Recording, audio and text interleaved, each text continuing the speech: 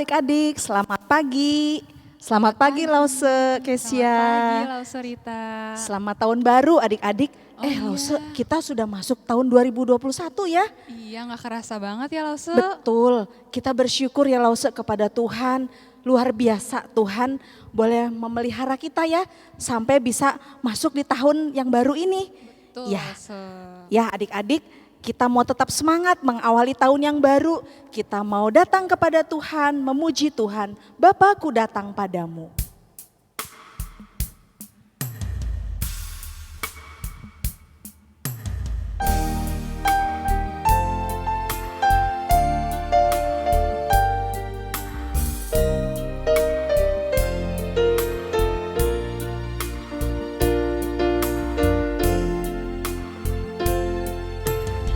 Bapakku datang padamu, naikkan ucapan syukur atas kasih anugerahmu yang indah setiap hari. Bapakku datang padamu. Bapakku datang padamu, naikkan ucapan syukur atas kasih-Mu Tuhan, atas kasih anugerah-Mu yang indah setiap hari, pagi hari, siang hari, pagi hari, siang hari, sore dan malam hari, tak hentinya mengucap syukur atas kebaikan-Mu. Pagi hari, pagi hari, siang hari, sore dan malam hari, tak hentinya mengucap syukur atas kebaikan-Mu, atas kebaikan-Mu Tuhan, atas kebaikan-Mu. Baik adik-adik, sebelum kita memulai ibadah sekolah minggu online pada hari ini, kita satu di dalam doa. Mari kita berdoa. Tuhan Yesus, kami mengucap syukur untuk hari yang Tuhan anugerahkan bagi setiap kami. Kalau pada hari ini kami boleh datang beribadah kepada Tuhan, maupun kami ya Tuhan datang dengan online di rumah kami masing-masing. Kami sungguh bersyukur untuk Tuhan yang baik. Kami boleh mengawali tahun yang baru di tahun 2021. Ada begitu banyak kebaikan demi kebaikan Tuhan yang boleh kami rasakan. Tuhan Yesus, mari Tuhan Kau memberkati ibadah sekolah minggu online kami pada saat ini. Dari awal sampai pada akhirnya. Kami rindu bersuka cita memuji dan menyembah Tuhan. Terima kasih Tuhan, di dalam nama Tuhan Yesus kami berdoa. Amin. Amin. Lause, Ya, gak kerasa nih kita udah 2021. betul Lause. Jadi kita udah melewati 1 tahun 2020 kemarin ya. Ya. Yang rasanya berat banget, yang sebel, aku sih sebel. Soalnya gak bisa kemana-mana, di rumah terus, pengen marah pokoknya mak. Kesel ya Lause ya. Kesel, ini liburan, Betul. mestinya kita pergi kemana gitu, ini di rumah aja, ketemunya sama mami lagi, sama papi lagi, orang rumah lagi, bosen. Gak bisa sekolah juga ketemu teman ya Lause Gak bisa, ya. aduh sebel pokoknya mah. Kesel ya gitu Ih, Lause. kesel banget. Iya. Tapi aku selalu ingat kalau Tuhan Yesus itu mengasihi aku dan keluarga dan kita semua Lause. Kenapa? Karena selama setahun ini sampai hari ini kita semua masih dijaga oleh Tuhan. Artinya Tuhan masih mengasihi kita. Dari Luar situ, biasa. iya, dari situ aku belajar aku harus lebih sabar lagi, lebih ya pokoknya happy terus karena Tuhan Yesus masih sayang sama kita. Ya, amin. Yuk kita nyanyi lagu Kasih adik-adik. Iya. Kita bersemangat ya Lause ya. Ya, Sambil tepuk tangan ya adik-adik. Adik-adik boleh pakai gerakan juga ya di rumah ya.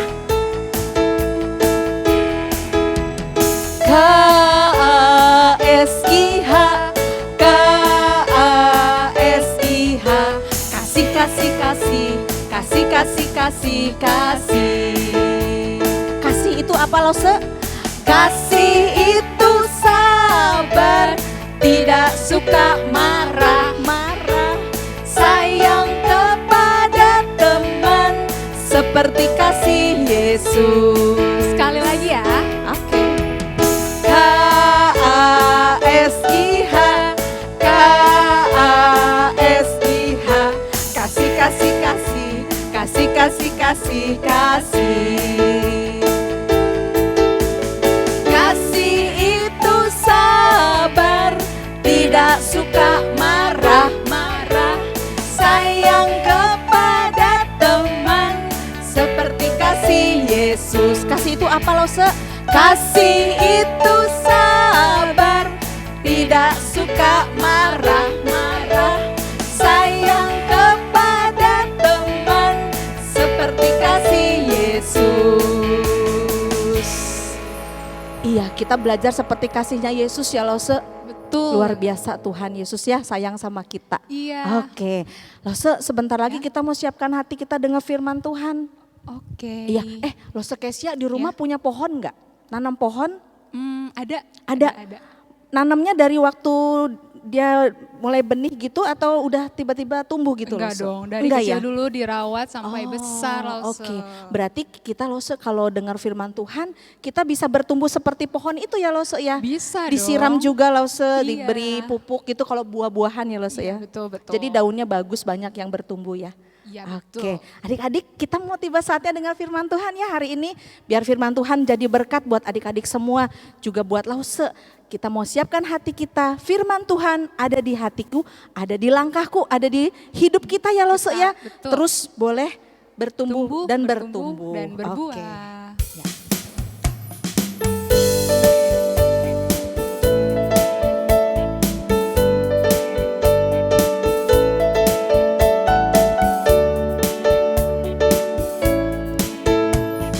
Firman Tuhan ada di hatiku, ada di langkahku, ada di hidupku, dan terus bertumbuh sirami jiwaku. Berbuah, berbuah, berbuah, berbuah, berbuah, berbuah, berbuah, berbuah.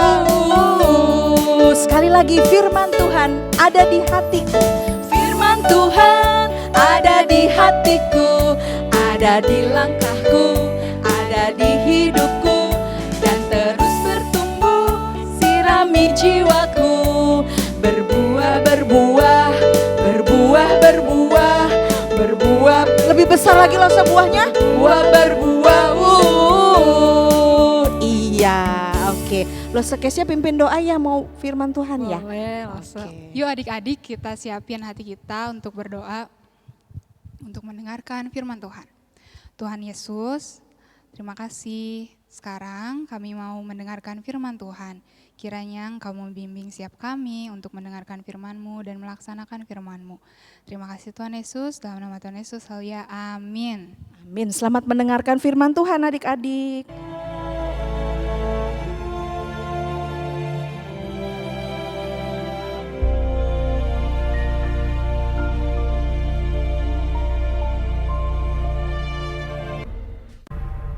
Demikianlah Yusuf dipenjarakan di sana.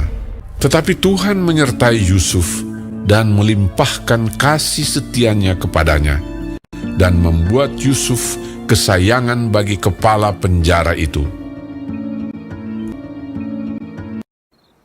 Sesudah semuanya itu terjadilah bahwa juru minuman Raja Mesir dan juru rotinya membuat kesalahan terhadap tuannya.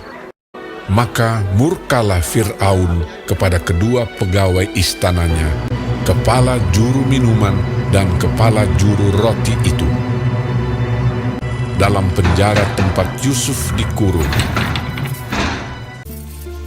Demikianlah mereka ditahan beberapa waktu lamanya. Pada suatu kali bermimpilah mereka keduanya, baik juru minuman maupun juru roti Raja Mesir yang ditahan dalam penjara itu. Ketika pada waktu pagi Yusuf datang kepada mereka, segera dilihatnya bahwa mereka bersusah hati. Kami bermimpi, tetapi tidak ada orang yang dapat mengartikannya. Lalu kata Yusuf kepada mereka, Bukankah Allah yang menerangkan arti mimpi? Ceritakanlah kiranya mimpimu itu kepadaku. kemudian juru minuman itu menceritakan mimpinya kepada Yusuf. Katanya, Dalam mimpiku itu, tampak ada pohon anggur di depanku. Pohon anggur itu ada 3 carangnya. Buah anggur itu kuambil, lalu kuperas ke dalam piala Firaun. Kemudian kusampaikan piala itu ke tangan Firaun. kata Yusuf kepadanya, Beginilah arti mimpi itu. Ketiga carang itu artinya 3 hari. Dalam 3 hari ini, Firaun akan meninggikan engkau dan mengembalikan engkau ke dalam pangkatmu yang dahulu. Dan engkau akan menyampaikan piala ke tangan Firaun seperti dahulu kala. Tetapi ingatlah kepadaku, apabila keadaanmu telah baik nanti, tunjukkanlah terima kasihmu kepadaku dengan menceritakan hal ikhwalku kepada Firaun. Dan tolonglah keluarkan aku dari rumah ini. kepala juru roti, berkatalah ia kepadanya, Aku pun bermimpi juga. Tampak aku menjunjung 3 bakul berisi penganan.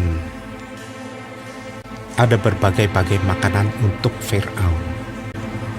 Tetapi burung-burung memakannya dari dalam bakul yang di atas kepalaku. Yusuf menjawab, Beginilah arti mimpi itu. Dalam 3 hari ini, Firaun akan meninggikan engkau dan menggantung engkau pada sebuah tiang, dan burung-burung akan memakan dagingmu dari tubuhmu. dan terjadilah pada hari ketiga, hari kelahiran Fir'aun, maka Fir'aun mengadakan perjamuan untuk semua pegawainya.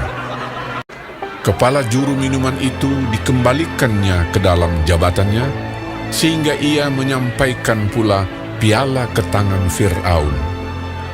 Tetapi kepala juru roti itu digantungnya, seperti yang ditakbirkan Yusuf kepada mereka.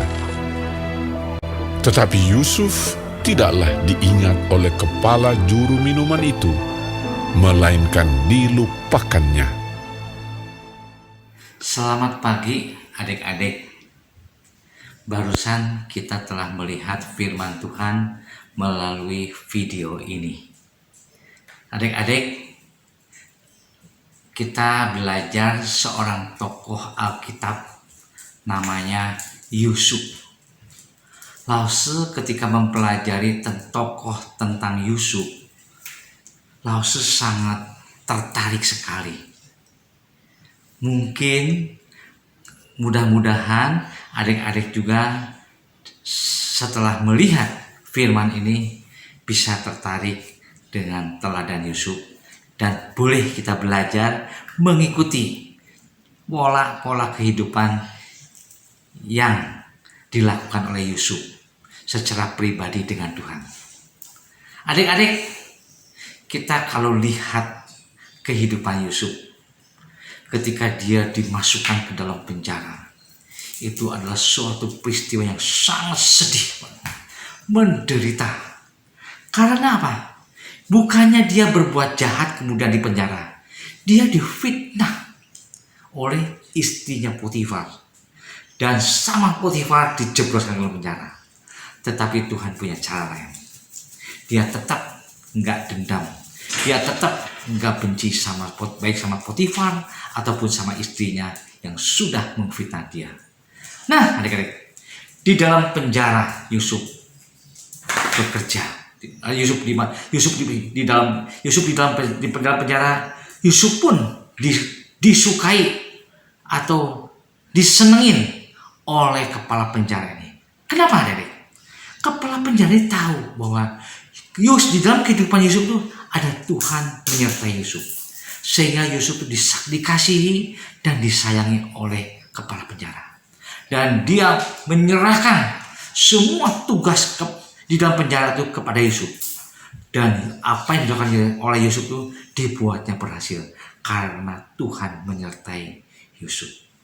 Suatu hari ada dua orang juru. Dua orang. Yang satu juru minuman untuk raja, dan yang kedua adalah juru roti untuk raja. Nah, kedua-duanya ini melakukan kesalahan sama Raja Firaun. Kemudian Firaun marah dan dia dijebloskan ke dalam penjara. Nah, Yusuf ditugaskan oleh kepala penjara itu untuk melayani kedua orang ini. Nah, adik-adik,